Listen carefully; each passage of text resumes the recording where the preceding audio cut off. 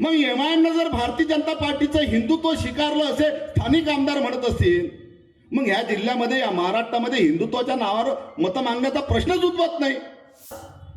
पण आता तर एवढी हद पार केली की अकोटमध्ये एमआयएम संघ युती करून टाकली. 4 दिवस झाले रोज टीव्हीवर बातम्या चालू आहे की भारतीय जनता पार्टी एमआयएम सोबत अकोटात बसली, तरी सुद्धा सुधारले नाही. आज डबल दुसरी बातमी आली, बातमी देणारे इथं हजर आहेत. स्वीकृत सदस्यामध्ये एमआयएम सोबत पुन्हा बसले. म्हणजे आपण करतो तरी काय? आणि स्थानिक आमदाराला एका पत्रकाराने प्रश्न विचारला की आपण एमआयएम सोबत बसले, तर स्थानिक आमदारांनी काय म्हटलं?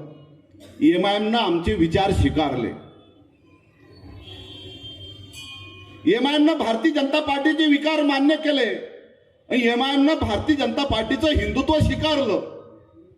मग एमआयएमनं जर भारतीय जनता पार्टीचं हिंदुत्व स्वीकारलं असे स्थानिक आमदार म्हणत असतील, मग ह्या जिल्ह्यामध्ये या महाराष्ट्रामध्ये हिंदुत्वाच्या नावावर मतं मागण्याचा प्रश्नच उद्भवत नाही.